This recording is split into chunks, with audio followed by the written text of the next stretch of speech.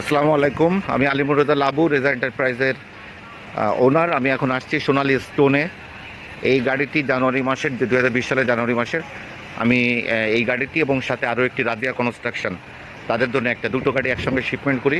এবং এই গাড়িটি সেই থেকে এই প্রায় 7-8 মাস হচ্ছে একটানা চলছে। এখানে পাথর লোডিং এবং এই যে বালি লোডিংয়ের কাজ করে। গাড়িটা কোনো প্রবলেম ছাড়াই আল্লাহর রহমতে দীর্ঘদিন ধরে চলছে। এই যে আমার সামনে দাঁড়িয়ে আছে গাড়ির ড্রাইভার।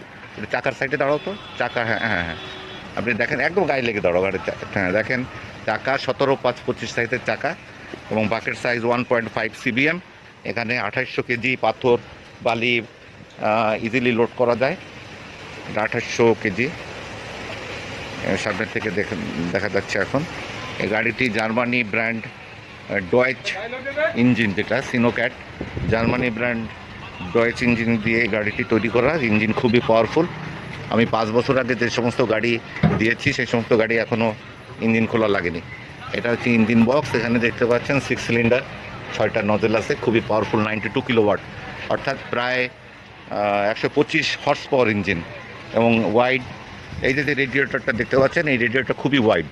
অন্য কোম্পানি ছোট রেডিয়েটর দেয়, ফলে ইঞ্জিন খুব সহজে গরম হয়ে যায়। কিন্তু এখানে এই অভিজ্ঞতাটা আমার আছে বিদায় এখানে ওয়াইড আকারের রেডিয়েটর দেওয়া, যাতে ইঞ্জিনটা খুব দ্রুত কুলিং হয়।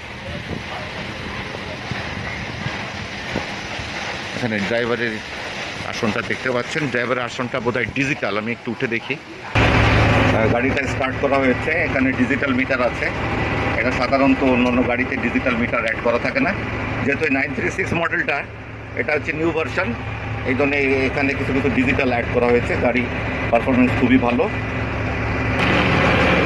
আমরা এখন একটা লোডিং আনলোডিংয়ের অ্যাক্টিভিটিসগুলো আমরা একটু আরেকটা ভিডিওতে আমরা দেখব।